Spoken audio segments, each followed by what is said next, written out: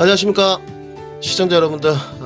토마토 투자클럽의 김민준입니다. 어제에 이어서 좀 색다른 장소에서 배우에 산다 시간을 맞이하게 됐습니다. 뭐니뭐니 해도 건강입니다. 우리 시청자 여러분들 건강 제 진심입니다. 꼭 잘 챙기시고요. 오늘 드디어 대망의 마지막 시간입니다. 6번째 시간인데요. 우리가 거시적인 관점부터 시작해서 AI 반도체, 자동차, 2차전지 장비, 제약 바이오, 그리고 마지막 시간까지 이르렀습니다. 금일 원래 준비한 내용은 가치주였습니다. 그런데 가치주보다는 조금 더 먼 이야기 같아서 근거리에 있는 반도체와 2차전지라는 주제로 한번 준비를 해봤고요. 마무리가 잘 돼야 될 텐데 시간이 상당히 촉박할 것 같습니다. 오늘 시장도 좀 급등락으로 이어지는 모습이고 일종의 군중 심리가 좀 깨지는 모습이 포스코 홀딩스와 에코프로에서 좀 연출이 되었는데, 저는 늘 말씀드렸지만 추천해 본 적은 없지만 그 승리하기를 꼭 기원하고 있습니다. 그런데 역시나 우리가 팩트적인 관점에서 좀 살펴볼 필요는 있겠죠. 이 시간이 그러한 시간인 것 같습니다. 자, 마지막 대망의 주제 한번 잡아봤습니다. 반도체, 그리고 2차전지. 저는 최근에 꽃놀이패라고 좀 보여집니다. 꽃놀이패 집중 분석이라는 소주제로 한번 1시간 동안 달려보도록 하겠습니다. 최근에 이제 반도체와 2차전지가 없으면 확실히 소외감을 좀 느끼는 쪽입니다. 금일 같은 경우는 아무래도 낙폭이 컸기 때문에 더더욱 그랬을 것 같은데, 우리가 그래도 점검을 잘 해본다면 충분히 문제가 없겠죠. 특히나 시장이 긴축 국면 속에서 좀 가는 종목만 가는 이런 형태. 그리고 굉장히 그 장중에도 섹터 이동이 상당히 빠릅니다. 오늘은 포스코홀딩스 에코프로를 필두로 2차전지 전반적으로 매매하시는 분들도 타격이 좀 있었을 거고요. 또 투자하시는 분들은 아마 기회로 생각하시는 분들도 상당히 있을 것 같습니다. 점검만이 살 길이고요. 원칙과 계획을 지키는 것만이 또 사는 길이다. 이렇게 정리해 드리겠습니다. 저는 우선 우리 시청자분들하고 반도체 점검 포인트 첫 번째, 이렇게 주제를 한번 정해봤고요. 우리 시청자분들 같이 보시죠. 기대감에 상승했던 반도체다, 이렇게 좀 지칭을 해야 될 것 같은데요. 우리가 이 부분에 관해서는 다들 반론이 없습니다. 반도체가 하반기로 갈수록 실적이 좀 개선되겠지, 쌓여있던 재고들이 다 소진되겠지, 경기 침체 국면에서 좀 벗어나겠지, 이런 기대감들이 많이 반영됐었고, 코스피 지수가 2100선, 2200선에서는 상당히 이런 기대감과 과대 낙폭에 따른 반등, 상당히 반도체도 퍼포먼스가 좋았습니다. 그리고 지금 이제 조정 국면으로 좀 들어가고 있는데요. 저는 과대 낙폭이 마무리 국면이라고 좀 보고 있습니다. 실질적으로 좀 더 길어진다면 이번 주 한 하루 이틀 정도. 오늘 에코프로 그룹주하고 포스코홀딩스들의 어떤 군중 심리가 좀 깨졌기 때문에 결국은 이제 개인 투자자들의 수급이 조금 흔들릴 거거든요. 장기 투자해 가시는 분들은 뒤에 우리가 점검을 하겠지만 별 문제가 없어 보이고, 그렇다면 시장의 장중 등락 과정은 하루 이틀 정도 또 지속될 수는 있을 것 같습니다. 근데 거의 다 이제 마무리 국면으로 좀 봐야 될 것 같고, 반도체 파트에 종목마다 차이는 조금씩 있습니다만은 과대 낙폭이 이제 마무리되고 마무리 국면으로 가는 종목 선정을 해야 되겠죠. 또 반도체 안에 여러 파트들이 있습니다. 지역적으로 봤을 때 소부장도 있고, 우리 시청자님들이 아시는 최근에 또 화두가 됐던 AI도 있고 챗봇도 있고, 그런데 결국은 조금 더 소외됐던 곳에서 소외됐던 섹터들이 상당히 있습니다. 반도체 안에서도 차량용 반도체라든지 자율주행이라든지 등등, 여기를 공략하는 것도 좋지만 기존에 이어왔던 AI 반도체, 역시나 HBM, 챗봇 테마의 연속성이 계속적으로 하반기 때도 좀 이어질 것이냐, 올해 경기 침체 국면에서는 저는 그렇게 좀 보여지고 있습니다. 지금 시장의 특징이라고 하면 물론 2차전지 소재가 오늘은 조금은 망가지긴 했습니다만은 과열이라고 좀 보면 건강한 조정의 형태군이라고 볼 수도 있겠죠. 저는 늘 말씀드리지만 포스코와 에코프로에 관해서는 장기 투자 말고는 잘 모르겠습니다. 우리 시청자 여러분들 대응을 잘 해야 되는데, 결국은 조금 더 지역적인 특징을 살펴본다면 반도체도 그렇고 자동차도 그렇고 결국은 가는 섹터, 가는 테마, 이 부분들만 지속적으로 부각이 됐다는 거죠. 그럼 우리가 지금 반도체 점검 포인트 1인데 결국은 AI 반도체와 HBM 쉽게 죽지 않는다. 챗 GPT, 챗보 테마는 지속적으로 눌림목 나올 때마다 반등의 여지가 이어질 것이다. 이 안에서도 3분기, 4분기 실적이 강하게 턴되는 종목들은 더더욱 부각이 될 수밖에 없다. 이렇게 좀 정리를 해야 될 것 같고요. 그리고 이제 대장주의 흐름을 좀 봐야 됩니다. 오늘 결국은 뭐 삼성전자와 하이닉스도 좀 쓸러서 내려갔습니다. 뭐 다른 종목에 비해서 크지는 않았지만 2%대 하락이 있었으니까 시가총액인데, 하반 경직성이 어느 정도 선에서 확보가 좀 될 것이냐, 아직은 조금 남아 있습니다. 제가 하반 경직성 확보라고 쓰긴 했는데요. 진행 단계가 맞는 것 같습니다. ING가 좀 맞다. 이것도 하루 이틀 정도는 진행이 조금 더 될 것 같습니다만은 큰 조종세는 없을 것 같습니다. 삼성전자와 하이닉스가 즉 뭐 5%대 하락, 10%대 하락 이런 일은 없다는 거죠. 오늘 아마 그 상당히 사이드 브레이크라든지 코스닥 쪽에서 걱정하는 이런 근심 어린 마음들이 좀 있으셨을 거예요. 종가에도 4% 넘게 4.18% 마이너스가 됐기 때문에 코스피 쪽에서도 이러한 움직임이 나오면 어떡하느냐 걱정거리가 있을 텐데, 삼성전자는 삼성전자고 역시 하이닉스는 하이닉스다. 종목 자체가 급등락으로 연출될 수 없는 상황이고요. 내려갈 때도 차곡차곡 내려가는 그런 형태입니다. 그렇기 때문에 큰 조종세는 없다는 것을 딱 확신을 심어두고, 단지 여기가 가장 핵심 포인트입니다. 올해 전문가님, 반도체도 포스코처럼 에코프로처럼 계속 고점으로 올라갈 수 있을까요? 저는 오히려 그렇다면 시장에 악영향이 있을 거라고 보여집니다. 그래서 지수 상단은 제한적일 것이다. 단지 그 지수 상단이 어디까지 좀 이어질 수 있을지는 우리가 한번 짚어볼 필요는 있는 것 같습니다. 자, 좀 빠르게 달려야 됩니다. 우리가 준비한 내용이 많기 때문에. 자, 삼성전자 차트 모습인데 제가 조금 적어왔습니다. 줄도 좀 긋고. 우리가 결국은 삼성전자의 추세를 좀 봐야 될 것 같은데, 결국은 올해 삼성전자의 모습은 지속적으로 저점을 좀 높여왔다. 지지받을 구간에서 지지받고 기본선과 회기선 안에서 횡보를 한 끝에 결국은 조정이 좀 이루어지고 있다. 아직 조정 구간이 우리 시청자분들 좀 보시겠지만 남아 있어요.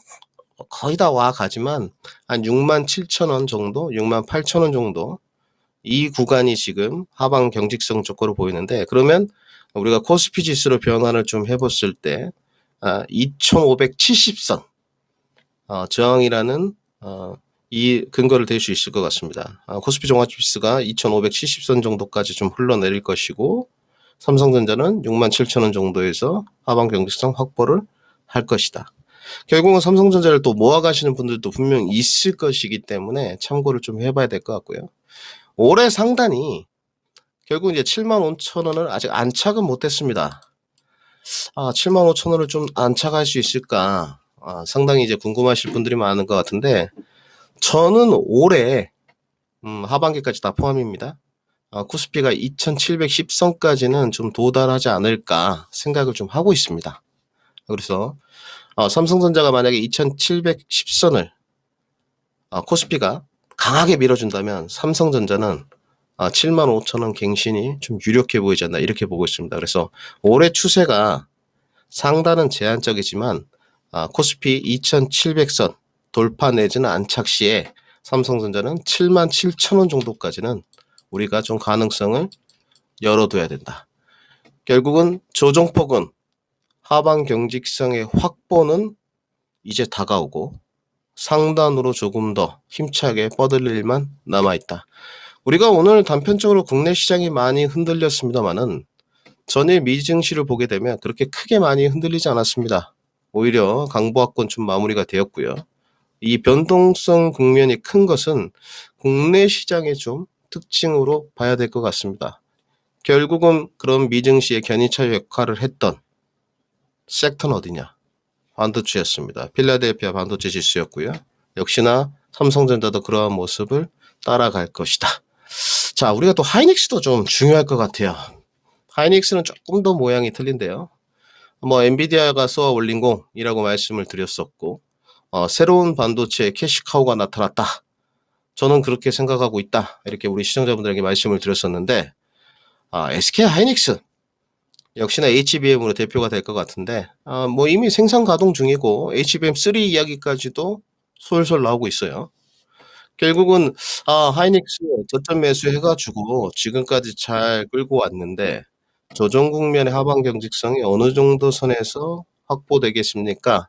결국은 우리가 궁금한 문제인 것 같은데요. 저는 이렇게 보고 있습니다. 하이닉스 같은 경우는 10만 5천 원대 강하게 하방 경직성 확보를 좀 할 것이다. 이렇게 좀 보여지고 시장이 변동성 국면으로 인해서 조금 더 출렁출렁 한다면 10만 원이 잠깐 이탈될 수도 있습니다. 그러면 그 다음 지지라인이 9만 5천 원입니다. 이때 구간에서는 저는 내년 시장을 바라보고 투자 포인트를 가져간다면 SK 하이닉스는 적극 매수 권역이지 않나 이렇게 좀 생각을 하고 있습니다. 그러면 올해 하이닉스의 상반 가능성 어느 정도 선까지 가능할 것이냐. 결국 우리가 이제 주관적이긴 하지만 여기를 또 기결시켜 봐야 될 것 같은데 올해 하이닉스의 상단이 연말에 도달하면 당연히 피벗 기대감도 있을 것이고 업황은 조금 더 개선이 되겠죠. 3분기, 4분기 실적이 조금 더 개선된다고 전제 조건을 깐다면 저는 연말에 하이닉스 같은 경우도 12만 8천 원 정도까지는 강하게 좀 터치라인을 찍지 않겠느냐 생각을 하고 있습니다. 우리 시청자분들을 위해서 오늘 주제를 좀 소주제를 바꿔가면서 종목의 상승 여부와 눌림목 여부를 점검하고 있습니다. 그래서 좀 참고를 해보시면 상당히 좋으실 것 같고요. 자, 대장주의 흐름과 결국은 하이닉스, 삼성전자 좋습니다. 지금 보게 되면 하방 경직성 확보는 이제 곧 얼마 안 남았고 결국은 당분간 지수가 흔들림으로 지속되겠지만 하방 경직성 확보가 되면 다시 지난번 직전 고점을 넘어서 향해를 할 것이다. 그 다음 우리가 궁금한 것은 무엇이죠? 후발주자는 어떻게 될 것이냐? 그리고 지금의 시장의 형태는 어땠느냐? 이게 가장 중요하죠. 제가 앞서서도 말씀을 좀 드렸었는데 가장 중요한 게 지금 아마 이 시간에 굉장히 도움이 되실 거예요. 가는 종목만 지금 가는 형국입니다. 반도체 안에서도 그렇고 그나마 2차전지가 좀 두루두루 가는 편이에요. 2차전지 소재가 도드라지게 가는 편이지만 다른 것들이 안 가는 쪽은 아닌데 반도체는 좀 가는 종목만 가고 있습니다. 그렇다면 고민되죠. 반도체 안에서도 숏스키즈 이런 생각이 좀 들기도 하고 따라 붙어야 되나? 좀 기다려야 되나? 이 고민이 상당히 됩니다. 안 될 수가 없죠. 그런데 반도체는 분명히 따라 붙지 말고 눌림목 대기를 해야 됩니다. 왜 그러느냐? 2차전지 소재 안에서는 숏스키즈라는 상황도 있고 일종의 장기 투자하는 사람들 제외하고 개인들의 어떤 분명히 단기 투자 세력도 있습니다. 또 단기 투자를 지향하는 그런 투자자들도 안에 들어와 있어요. 실질적으로. 그 군중이 좀 직결되면서 공매도를 이겨나가면서 숏스키즈 상황을 발생시켰는데 반도체 안에서 지금 AI 반도체 직결 요소가 상당히 좀 나눠져 있거든요. 근데 특정 종목에서 숏스키즈가 발생되면서 2차전지 소재처럼 계속적으로 공매도를 이기면서 올라갈 수 있다. 이것보다는 공매도가 들어왔을 때 숏커버링이 들어오겠구나. 결국은 공매도가 들어왔다는 것은 언젠가 다시 숏커버링 해야 됩니다. 주가는 오를 수밖에 없죠. 그래서 눌림목 대기라는 것이 훨씬 수익률 게임에서 앞설 수밖에 없다. 그러면 가는 종목이 이외에 지금 제가 적어놓은 이외에도 여러 가지가 있었습니다. 여러 가지가 있었는데 제가 그냥 대표적으로 좀 생각이 들고 다뤄봐야 되겠다는 종목을 좀 써놨는데요. 왜? 눌림목에 도달했는지 안 했는지, 지금 진입을 해도 되는지 안 되는지 우리 시청자들하고 좀 살펴보기 위한 것인데 하나씩 좀 봐보겠습니다. 뭐 한미반도체도 있고요. HPSP, SNS텍, 주성엔지니어링, JLK, 또 우리 파운드리 연결고리, 가온칩스, 에이드테크놀로지, 그리고 PCB 업체 이렇게 좀 써놨는데 하나씩 우리 시청자분들하고 차트 모습을 좀 보면서 이야기를 나눠보겠습니다. 자, 먼저 HBM 하면 뭐 차트 모습 좀 보시면 한미반도체 뭐 히트작이었던 것 같습니다. 정말 무궁무진하게 올랐어요. 1,500원부터 51,000원까지 찍었으니까 뭐 500% 5배 올랐습니다. 어마어마한 상승폭이고 뭐 이 상승은 2차전지 소재에도 밀리지 않는 것 같아요. 지금 어마어마하게 올랐는데 지금 현재 중요한 게 뭐라 그랬죠? 따라가서는 안 된다. 반도체에서는 숏스키즈를 예측하면 안 된다. 눌림목을 기다려야 된다. 가는 종목만 간다. 그러면 눌림목이 왔는지 안 왔는지 확인해 봐야 되겠죠. 지금의 상황은 한미반도체의 박스권 상황이라고 지칭하기 좀 어렵습니다. 제가 봤을 땐 아직 눌림목이 아니에요. 그래서 우리 시청자분들이 여기서 따라 붙게 되면 이거는 완벽하게 따라가는 매매입니다. 그래서 상하단 폭이 좀 넓긴 합니다. 상단이 5만원, 하단이 42,000원 정도는 되지만 이것을 박스권으로 인식하고 박스권 하단에서 진입을 하게 되면 상당히 낭패를 볼 공산이 상당히 큽니다. 이 형태가 일단 레인지 범위의 폭도 길고요. 그 다음에 기간 횡보의 형태치고는 캔들이 굉장히 지저분합니다.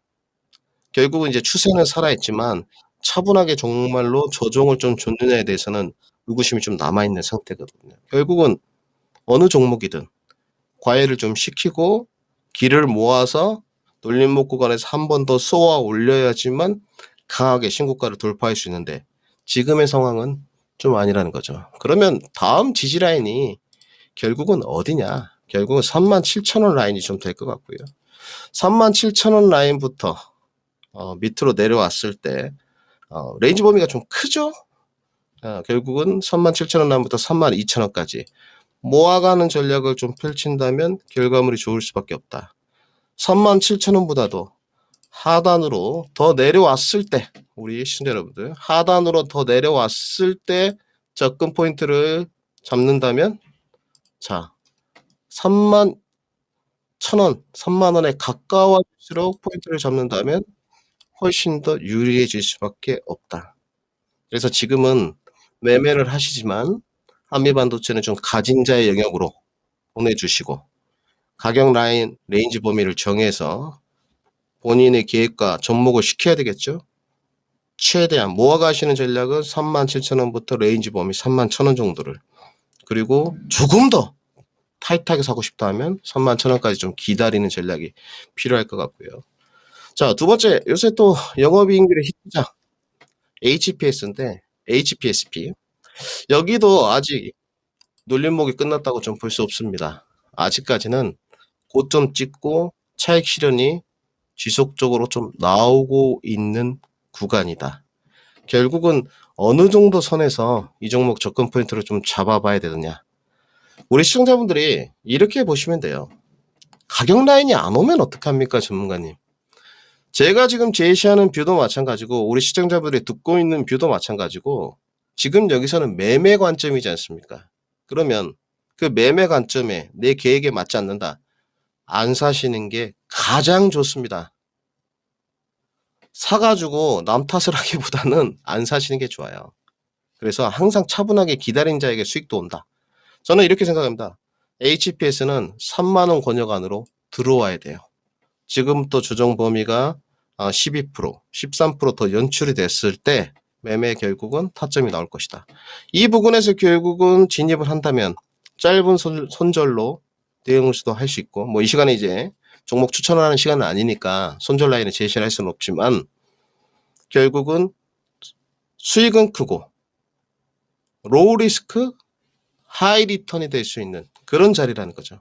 그렇기 때문에 HPSP는 꼭 3만 원 이내 권역으로 눌림목이 나왔을 때는 유심 있게 봐야 된다.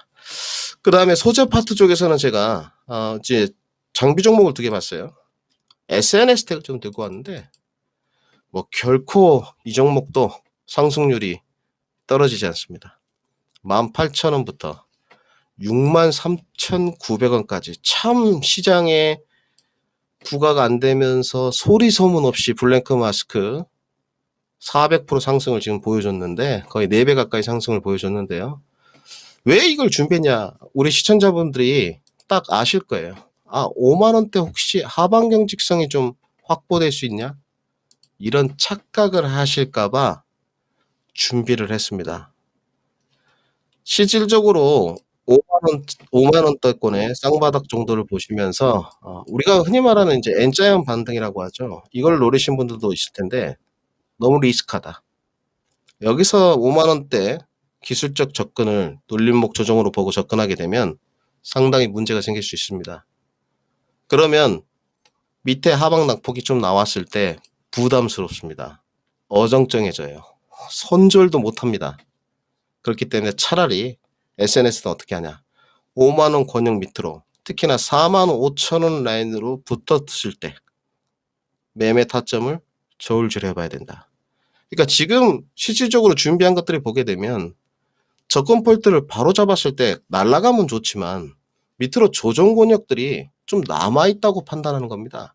굳이 아직 조정이 완벽하게 이루어지지 않았는데 올라탈 필요가 있냐? 어차피 지금 고점 상단들인데 기대감에 반등을 했던 종목들인데 물론 실적이 기반되는 종목도 있습니다. 그런데 조정을 아직까지는 더 염두에 둬야 되기 때문에 가격 레인지 범위를 제시하는 겁니다. 그래서 SNS 덱은 5만 원 안으로 들어왔을 때 4만 5천 원 권역에서 한번 반등을 우리가 접근해보자. 이렇게 말씀을 드리도록 하고요. 그 다음에 주성 엔지니어링입니다. 여기는 제가 이렇게 딱 정리를 해드리겠습니다. 여기는 조정 안 나왔는데요. 주성 엔지니어링도 이제 ADL 원자 증착 장비죠. 상당히 분위기가 좋습니다. 계속적으로 신고가를 향해서 좀 가고 있는 모습인데 주성 엔지니어링은 여러분들이 아시겠지만 어제도 좀 다뤘었는데 지금 그나마 반도체 안에서 숏스퀴즈가 좀 발생될 수 있다고 생각되는 종목이 주성 엔지니어링 같아요. 상당히 공매도도 좀 많고 그런데 지금 눌림목 구간이 안 나오고 상당히 5일선 타기를 하면서 주가가 올라가고 있는데 이 종목은 확실하게 말씀드리겠습니다. 단기 매매로 접근하신 분들은 5일선 붕괴 시에 무조건 손절해야 됩니다. 5일선 접근 포인트를 잡으신 분들은 아마 오늘 내일 저울질을 하시는 분들이 있을 거예요. 뭐 과감하게 승부를 지어보실 분들은 가능하겠습니다만은 이 종목은 눌림목 구간은 아예 들어오지도 않았어요. 현재 지난번 눌림목 구간이 우리가 체크를 해보면 결국은 17,000원 라인 이 라인 부근이 되겠죠. 여기를 놓쳤기 때문에 여기서 하신 분들이 이제 수익이 많이 났겠죠. 결국은 눌림목 구간은 아니고 가진 자의 영역이거나 정말로 짧은 단기 매매를 하고 싶다면 5일선 기준으로 접근 포인트를 잡아야 된다. 그래서 정리를 한번 해봤고요. 최근에 파운드리의 연결고리 DSP도 상당히 좋았습니다. 가온칩스 모습인데 이 종목도 400%가 올랐어요. 13,000원부터 52,600원까지 갔습니다. 추세 참 무섭게 올라갔는데 여기도 섣부르게 달려들면 낭패 볼 공산이 큽니다. 아직 조정 마무리가 안 된 상태입니다. 그래서 지난번 조정 권역에서는 상당히 자리들이 좀 좋았었거든요. 한 3번 정도 기회가 있었는데 지금은 조정은 더 기다려야 된다. 이 종목은 어디까지 조정을 좀 기다려야 되느냐? 실질적으로 이 종목은 35,000원 아래까지 가격 조정 가격 조정 구간이 끝난 다음 바로도 반등 어렵습니다. 기간 조정 형태를 좀 보여주고 나서 주가가 올라갈 수밖에 없다. 그래서 지금 현재도 이거는 완벽하게 가진 자의 영역이다. 이 종목은 5일선 접근 포인트도 어렵다. 이렇게 좀 정리를 해드리고요. 한 종목 더 보시죠. AD 테크놀로지인데요. 이 종목도 많이 올랐습니다. 11,500원부터 29,300원까지 올랐으니 약 이게 이 종목도 3배가 지금 올랐는데 3만 원 돌파를 못했어요. 최근에 이제 조정 구간이 좀 나오고 있습니다. 거의 다 조정 구간이 이제 마무리되어 가는 쪽인 것 같고요. 지금부터 이제 조정 구간에 진입을 해보실 분들은 물론 우리 시청자분들이 손절은 본인의 계획과 원칙에 맞게 방송을 보면서 참고하셔서 하셔야 돼요. 저는 종목을 분명히 이 시간에 추천하거나 그러진 않습니다. 아무래도 시장에 좀 인기가 있는 종목 이외에도 많지만 결국은 조정이 나왔다 안 나왔다 어느 권역에서 조금은 접근을 해보는 게 좋지 않겠나 추천을 드리고 있는 것 뿐입니다. 그렇기 때문에 이거를 참고해서 하시라는 거지 이 종목을 사라거나 이런 건 아니에요. AD 테크놀로지도 최근에 상승폭이 상당히 좋았는데 접근 포인트는 제가 봤을 때 22,000원 권역 정도면 접근이 가능할 것 같아요. 그래서 좀 참고를 해보시고 조정 구간 이제 거의 다 마무리돼 가죠. 얼마 안 남았죠. 결국은 반등세가 나올 수 있겠다.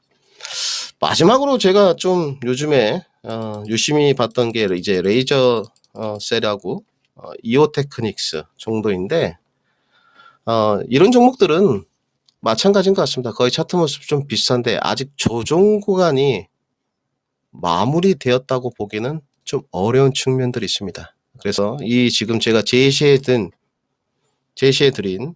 몇몇 이 소형 종목들을 좀 보시면서 조정 구간이 좀 남아있구나 이렇게 보시면 될 것 같고요.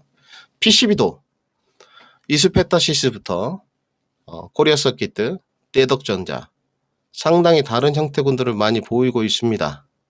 그런데 결국은 조정 구간이 마무리된 측면은 코리아 서킷 정도, 나머지 대덕과 이스페타시스는 조정을 조금 더 기다려야 된다까지 정리를 해드리겠습니다. 뒤에 2차 전지가 좀 많기 때문에 이 정도 체크하시고 넘어가 보겠습니다. 그러면 전문가님 좋습니다. 지금까지 이렇게 시장에 눌림목 구간 제시도 해주시고 감사한데 후발주자 반도체 선택을 어떻게 하면 좀 좋겠습니까? 이렇게 고민하시는 분들이 좀 있을 거예요. 저는 반도체 후발주자 선택 시에 가장 첫 번째로 필요한 게 무엇이라고 생각이 드냐면 기관 확보입니다. 지금부터는. 저는 뭐 계속 AI 로봇 할 때부터 저는 아예 로봇을 하지도 않았었습니다. 물론 강의는 했었지만 반도체를 봐야 된다 그랬었는데 실적이 워낙 안 좋았는데 제 생각보다는 반도체가 빠르게 HPS 또 하나마이크론을 필두로 빠르게 올라갔었어요.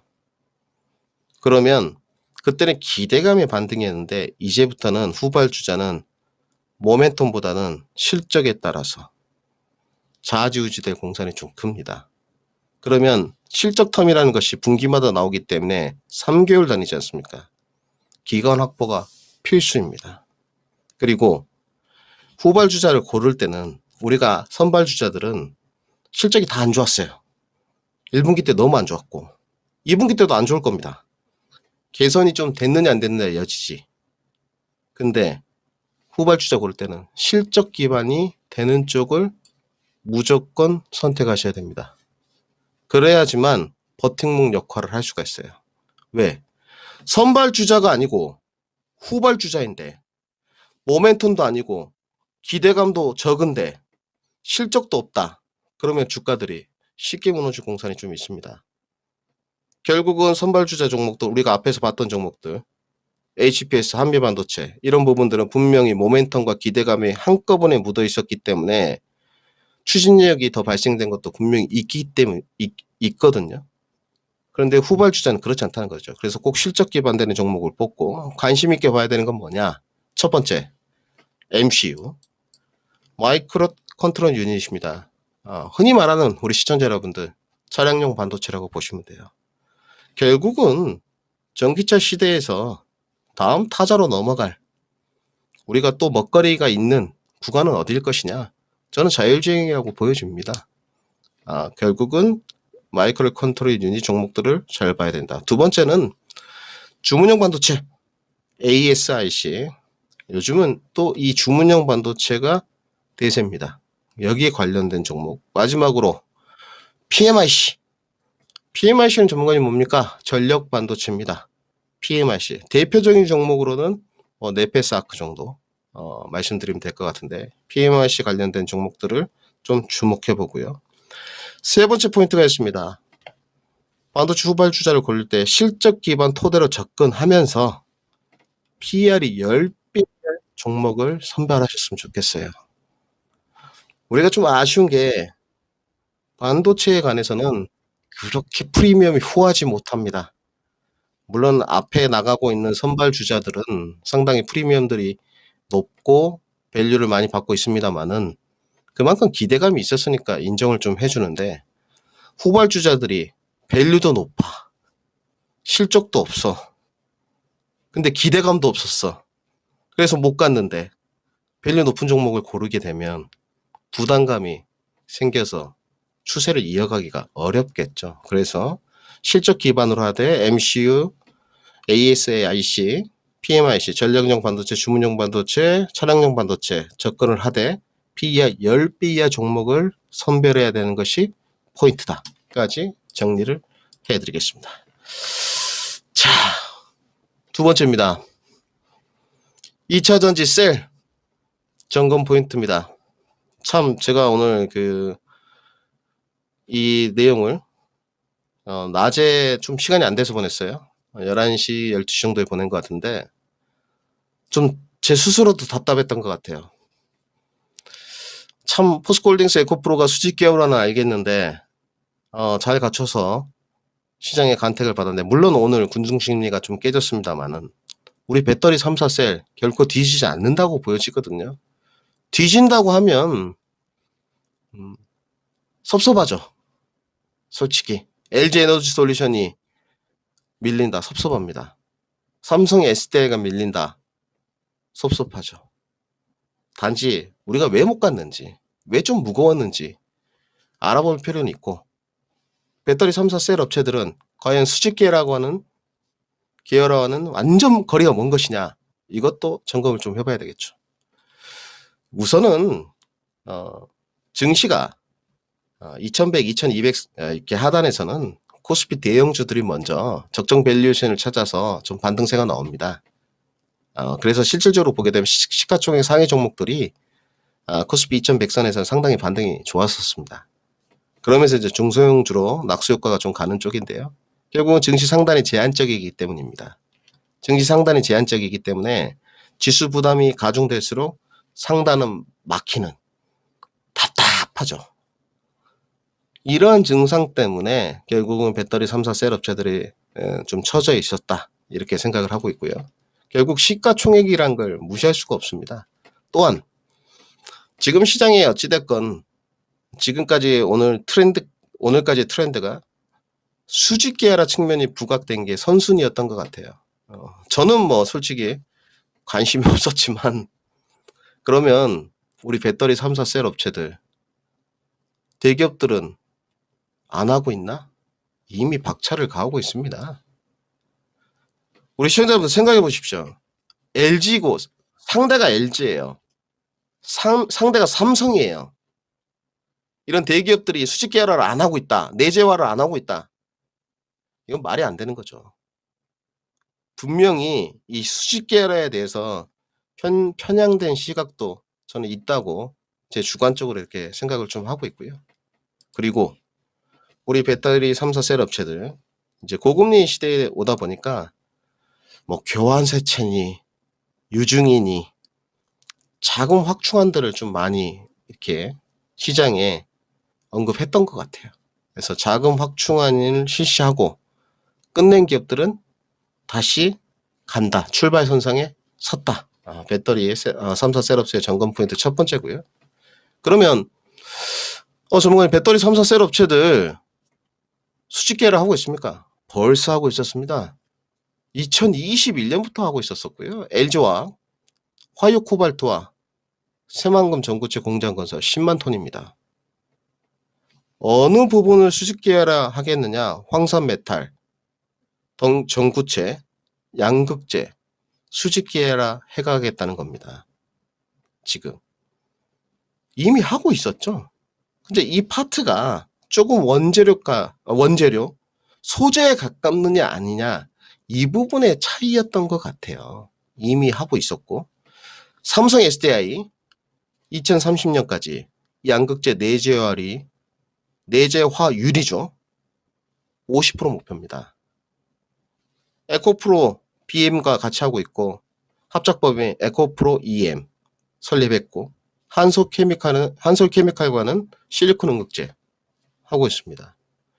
이제 이 부분이 포스코홀딩스나 에코프로보다 약해 보일 수는 있어요. 그런데 이 대기업들이 수직 계열화, 내재화를 안 해가고 있다. 이 말은 정답은 아닌 것 같습니다. 저는 삼성 SDI는 특히 좀 후발주자죠. 미국 시장을 바라본다면 후발주자가 맞습니다. 제가 예전에 우스갯소리로 이런 말씀 드렸었습니다. 시청자분들에게. 삼성 SDI에 미국에 공장이 있다. 참 창피한 이야기죠. 미국에 공장이 없죠. 이제 짓고 있는데. 이제 북미 시장에 진출을 했습니다. 부지 선정됐고 공장 건설에 이제 들어갔습니다. 벌써 이 공장도 증축이 뭐 시작됐는지 안 됐는지는 모르겠지만 이 공장도 증설이 곧 되겠죠. 이야기가 다 이미 끝난 걸로 알고 있고. 그럼 이제 북미 시장에 진출했다는 것 자체가 캐파가 커진다는 거지 않습니까? 주가 리레이팅은 분명히 필요한 것 같습니다. 선발주자로 LG 에너지 솔루션이 먼저 나갔지만 삼성의 SDI는 향후에 결국은 지금 2030년까지 얼마 톤수 하겠다. 아직 공장 건립도 안 졌는데 그러면 프리미엄을 다 줬단 말이죠. 이런 대한민국 굴지의 SDI도 줘야죠. 저는 그렇게 생각하고 있습니다. 그러면 SK이노베이션은 안 하고 있었냐? SK이노베이션 중국의 EV, BTR과 합작법인, JV가 합작법인입니다. 합작법인 설립했고요. 지금 이미 배터리 3사 셀 업체 3군데를 보게 되면 양극재 내재화라든지 수직 계열화를 다 2021년부터 해오고 있었다. 여러분들이 아마 느끼시는 바가 포스코홀딩스라 에코프로에 관해서 있으실 것 같아요. 저는 제 근심 어린 걱정을 하나 말씀드린다면 계속적으로 말씀드리지만 곤중 심리가 깨져가는 신호탄이라고 저는 보고 있습니다. 꼭 주의하셨으면 좋겠고요. 현재는 그러면서도 인정할 건 인정하자. 축하해줄 건 축하하자. 포스코 에코프로 그룹주가 가장 강세다. 인정을 딱 해주고요. 단 LG 에너지 솔루션도 SK 이노베이션도 자금 확충 후 상승을 해가고 있다. 오늘 물론 포스코 그룹주, 에코프로 그룹주가 빠지면서 같이 동반하락이 좀 윗꼬리 달고 나왔습니다만은 자금 확충 후에 주가가 상승 흐름을 보였던 건 자명한 사실인 것 같습니다. 그러면 LG화학하고 도대체 포스코 퓨처엠 배터리 수직 계열화 차이가 뭐가 있냐? 제가 봤을 때는 수직 계열화 별로 차이도 없는데 소재 파트에 누가 조금 더 근사치가 있냐 없느냐 차이인 것 같아요. 지금 이 차이인 것 같고요. 결국은 배터리 3사 셀 업체도 포스코 그룹주도 에코프로 그룹주도 수직 계열화는 해가고 있었다. 단지 누가 더 소재 쪽에 가깝냐는 시청자분들 판단에 맡기겠습니다. 자, 넘어가시고요. SDI부터 좀 볼 텐데요. 오늘 뭐 다 보지는 못할 것 같지만 장기 투자 관점도 있겠습니다만은 단기로 한번 봐봤습니다. 지금 오늘 좀 주가가 이제 빠졌습니다만은 제가 이 자료를 작성할 때는 72만 원 정도 상단이었습니다. 결국은 단기로 올해 SDI 흐름이 좀 진행될 수 있겠느냐? 작년 3월부터 흐름을 제가 조금 그려놨는데요. 결국은 SDI도 마찬가지입니다. 그 시장의 침체 국면이나 지정학적 리스크가 있던 국면에서도 원만하게 결국은 물결대로 지지받을 구간에서 지지받으면서 상승세를 좀 이어갔고요. 최근에 눌림목도 65만 원 부근에서 반등이 잘 나왔다. 오늘 시장이 이제 급등락에 연출됐긴 했지만 연말 정도까지 어느 정도 올라갈 수 있겠느냐? 저한테는 연말이 단기입니다. 우리 시청자 여러분들. 네, 뭐 SDI를 하면서 저는 그렇게 생각해요. 하루 만에, 이틀 만에 이런 접근법은 좋지 않다고 보여집니다. 오히려 에코프로와 포스코가 분명히 속도적인 측면에서는 그 부분에 관해서는 부정하는 사람이 아무도 없는 것 같아요. 속도적인 측면에서는 지금 비정상적인 겁니다. 그래서 저는 삼성 SDI 같은 경우는 연말까지 봤을 때는 80만 원 정도까지는 충분히 상승 여력이 나올 것 같고요. 또 뭐 12월이나 내년 1월, 2월 정도 넘어가면 충분히 90만 원까지도 향해할 여력이 좀 남아있지 않느냐. 전 이렇게 좀 보여집니다. 그래서 이 차트 모습을 좀 보시고 가격 전략을 좀 참고하셨으면 좋겠고요. 두 번째는 LG 에너지 솔루션입니다. 저는 좀 이렇게 보고 있습니다. 그 성장주의 밸류라는 것은 주관적인 영역은 확실한 것 같고요. 어느 정도까지 줘야 되느냐 이거는 뭐 서로 이제 존중이 좀 필요한 부분인 것 같은데, LG 에너지 솔루션도 제가 봤을 때 단기로 봤을 때 신고가 돌파는 유력해 보입니다. 특히나 LG 에너지 솔루션도 그 하방 지지를 받는 지점에 제가 분홍색으로 지금 동그라미를 쳐놨는데, 정상적인 흐름으로 주가가 견인차가 되어 왔었던 것 같습니다. 실질적으로 배터리 3사의 어떤 주가 흐름은 SK이노베이션을 좀 제외하고 나면 정상적이었고요.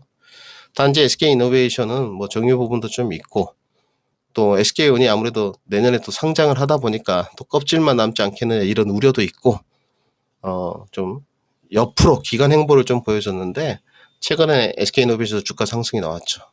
그러면 LG에너지도 저는 이렇게 보여집니다. 아까 SDI와 마찬가지로 지금 실적이라든지 이런 부분은 전혀 문제가 없습니다. 그래서 양극재 내재화도 이미 다 갖춰놓고 있는 상태이기 때문에 완만한 흐름으로 지속된다면 이 급등락 안에서도 큰 변수 없이 연말 정도 가면 신고가 돌파 유력하지 않을까. 상승 추세는 65만 원까지 좀 내다보고 있다. 이렇게 정리를 해드리겠습니다. 그 다음에 SK이노베이션입니다. 참 이 녀석이 저희들 속을 좀 많이 썩혔죠. 주가가 여기서 좀 많이 물리기도 하고 상당히 흐름이 지루했습니다. 1년 넘게 박스권 하단이 14만 원, 상단이 20만 원. 참 너무 오랜 시간 보냈어요. 여기서 주가가 움직이지를 못했으니까. 뭐 어떻게 보면 이제 매매를 잘 이용하신 분들은 대형주 매매를 좀 하시는 분들도 있는데 잘 이용하셨겠죠. 근데 추세는 확실히 망가졌다가 지금 다시 살아나는 분위기인데, 첫 번째 이유는 아까 말씀드렸던 자금 확충안이었던 것 같습니다. 그리고 뭐 언제 상장하느냐 뭐 이런 이야기가 좀 의견들이 분분했는데, 뭐 지금 SK온이 내년에 상장되는 건 거의 시장의 투심인 것 같습니다. 근데 우리가 필옵틱스, 필에너지 때도 좀 봤지만 자회사 였습니다만은 상장 전에 주가 흐름이 상당히 좀 퍼포먼스가 있는 편이거든요. 또 SK이노베이션은 그것과 비슷하기도 하고 다른 점이 뭐냐면 역시나 대기업이라는 거, 그 다음에 자금 확충안이 좀 끝났다는 거, 이런 부분들이 주가가 결국은 20만 원 상단을 돌파하게 만든 요소였지 않나. 오늘 이제 조정이 나오면서 20만 원 권역대 좀 공방전을 펼쳤는데 결국은 19만 원, 20만 원 라인 때 지지가 잘 된다면 단기 상승 추세로 연말까지 24만 원 정도까지는 상승 추세가 좀 이어질 것 같습니다. 결국은 이제 신규 진입하신 분들보다는 물려 계신 분들, 이런 부분들이 중요할 것 같은데 이번 기회에 좀 잘 생각을 하셔가지고 좀 장기 투자로 갈지, 물려있는 가격 라인에서 한 템포 일단 쉬고 빠져나와서 내년에 SK온을 노릴 것인지 아니면 다른 쪽으로 조금 선회해 볼 것인지도 판단 지점에 도달할 것 같습니다. 24만을 넘어서 그 이상까지 좀 가능하겠냐는 지금 단편적인 시각으로는 저항 구간이 아직 넘어가지가 않아서 어려운 것 같고요. 24만원까지 연말 단기 추세까지 한번 봐보자. 이렇게 정리를 좀 해드리겠습니다. 자, 그 다음에 이제 말도 많고 탈도 많은 포스코 그룹주입니다. 에코프로. 저는 늘 이 시간을 빌어서도 말씀을 드리지만 추천해 본 적이 없습니다만은 수익이 만약에 많이 나신 분들 축하할 일이고요. 단지 장기 투자는 문제 없습니다. 늘 말씀드리지만 2차 전지를 할 때 매번 제가 들어오기 전에 방송도 좀 돌려봤는데 투자 기간 확보해라. 2차 전지에 관해서는 그 이야기를 쉴 새 없이 했더라고요.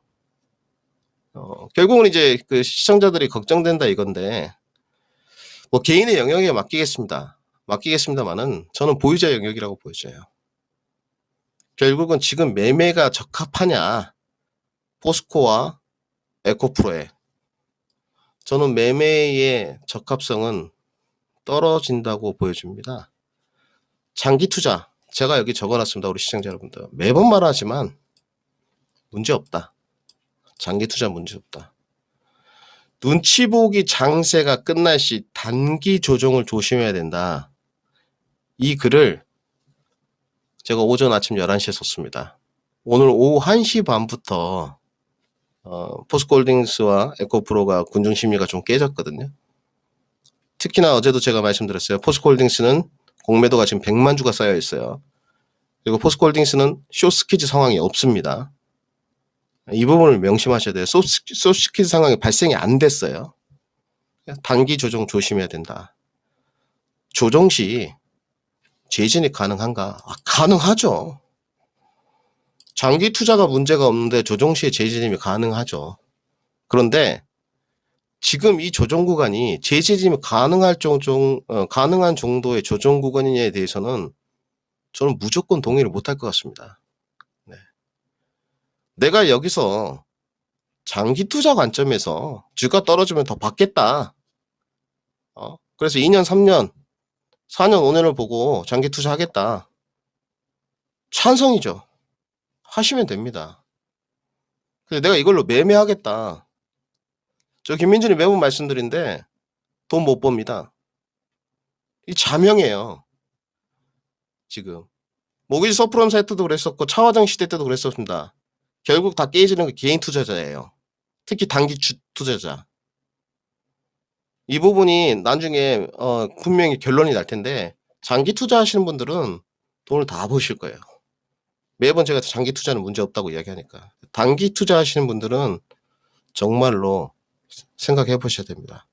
철저하게 하방 경직성 확보가 좀 필요한데 자 하방 경직성 보시죠.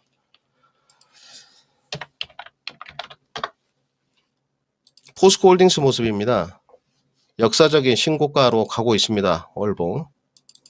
어제도 말씀을 드렸지만 대비 이후에 포스코 주가가 한 번도 오른 적이 없습니다. 올해 처음 올랐습니다. 2007년 이후에 2007년에 76만원 찍고 이 종목이 13만원까지 떨어졌습니다. 그리고 올해 지금 다시 역사적인 신고가로 가는데 저는 이렇게 보여져요. 자, 수직 계열화가 너무 좋아서 장기 투자로 들어가는 거 제외하고 그건 너무 괜찮으니까 여기서 매매 관점으로 진입 타점을 한번 잡아보겠다. 지금 이미 강하게 그 지지돼야 될 라인이 벌써 한 군데 무너졌습니다. 65만 원이 지켜져야 되는데 무너졌고 오늘 그나마 5일선 타기 키마키추기 정도 진행됐는데 지금 이 모양새는 내일 5일선도 살짝 위태로워 보이는 구간이에요. 실질적으로. 그러면 주가는 하방 경직성이 전혀 확보되지 않았고 정말로 위험한 것은 이 주가는 55만 원이 깨지게 되면 주가가 더 흘러내릴 공산이 좀 있습니다. 단기적인 뷰를 제시하는 거예요. 우리 시청자 여러분들 단기. 딱 옆에다 써놓겠습니다. 장기 투자 문제없다. 장기 투자 문제없다. 장기 투자를 해야죠. 장기 투자를 하면 이런 문제도 발생이 안 되죠. 결국 이 단기 투자가 문제인 것이죠. 지금 여기서는 아직 하방 경직성이 그 무엇도 확보된 경우가 없습니다. 지난번에 50만 원 넘어갈 때 약간 있었어요. 한 3거래일 정도. 강하게 5일선을 타면서 밀어줄 만한 요소들이 있었고 실질적으로 거래량이 동반되면서 밀어줬기 때문에 50만 원 돌파를 한 건데 지금은 오늘 65만 원 일단 무너졌고 60만 원 키 맞추긴 했습니다만 내일 60만 원도 좀 위태위태하다. 내일 5일선 붕괴되게 되면 다음 라인 55만 원으로 분명히 하방 지지력 테스트를 할 텐데 여기가 정말로 강하게 지지된다면 다시 반등 추세를 쓸 수 있습니다. 그러니까 결국은 포스코홀딩스의 단기 투자 진입점을 좀 저울질 하시는 분들은 55만 원을 맥점으로 좀 보시면 될 것 같아요. 저는 솔직히 그렇습니다. 에코프로도 마찬가지고 포스코홀딩스도 마찬가지입니다. 좋은 기업이고 훌륭한 기업입니다. 그래서 장기 투자를 해가주셨으면 좋겠는데 이런 좋은 종목에 단기 투자를 해가지고 결국은 이제 물려서 조금 고통받는 그런 분들이 없으셨으면 좋겠어요. 그래서 포스코와 에코프로가 좀 무섭다. 보유자 영역으로 보내주시고 조정받으면 다른 종목들, 밸류에이션 부담감이 없는 종목들 훨씬 많습니다. 그쪽으로 접근도 좀 해보시면 될 것 같고, 장기 투자로 가시는 분들은 지금도 늦지 않았습니다.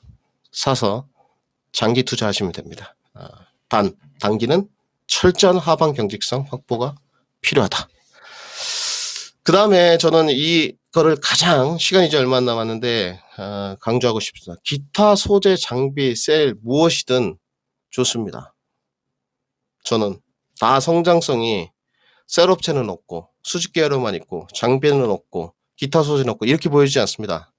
산업의 크기의 차이는 있지만 그 안에서도 캐파의 크기의 차이는 있지만 분명히 다 성장성을 갖고 있어요. 그런데 이 안에서도 분산 투자를 하셨으면 좋겠어요. 분산 투자를 했을 때 내가 소재 파트, 셀 파트, 장비 파트, 또 기타 소재 파트 어떻게 분산 투자를 해갈 것이냐, 이 부분이 상당히 중요한 역할을 할 것 같은데 지금은 너무나도 소재 파트의 과몰림 현상은 분명히 좀 벌어지고 있다. 이렇게 좀 보여지고, 지금 제가 이렇게 뒤에 써놓은 종목들은 최근에 제가 관심 있게 보는 종목들입니다. PNT, A프로, N플러스, CIS, 엔캠, LNF, TCC 스틸, SFA, 신흥 SC, 상신 EDP, 테이펙스까지입니다. 저는 이 종목들 시청자분들이 어떻게 접근을 하실지 여러분들의 역량입니다. 이 시간은 공부하는 시간이기 때문에 이런 종목들이 매매나 투자나 결코 뒤처지지 않는다고 보여져요. 시장의 속도를 대입하는 순간 저는 그렇게 보여집니다. 이미 진 게임입니다. 왜? 우리가 시장을 이길 수는 없습니다. 그래서 꼭 마지막 시간이니까 제가 좀 적어왔습니다. 우리 시청자분들한테 꼭 산이 높으면 시청자 여러분들 골도 깊고요. 마음이 급하면 결국 실패로 이어집니다. 그래서 늘 마음을 다스리면서 내 원칙과 계획에 맞춰서 투자하는 것만이 주식시장의 승자가 될 수 있다까지 말씀드리면서 마지막 배워서 한다 6강 강의를 마치도록 하겠습니다. 여러분들 저녁 시간에 좀 색다른 공간에서 강의 들어주셔서 감사하고 짧게나마 좀 색다르게 점검 포인트를 잡아봤는데 도움이 되셨으면 좋겠고요. 못다한 이야기는 일요일날 정말 오랜만에 공개방송 잡아놨습니다. 제 유튜브 채널인 조이앤컴퍼니에서 일요일 8시에 2차전지 장비 핵폭탄 수익 랠리라는 주제로 공개방송 7월 30일 8시에 잡혀있으니 많이들 참여해 주시고, 모쪼록 배워서 한다 강의 영상이 여러분께 큰 도움이 됐으면 좋겠습니다. 성공 투자하시고요. 다음에 또 기회가 되면 찾아뵙도록 하겠습니다. 토마토 투자클럽의 김민준이었습니다.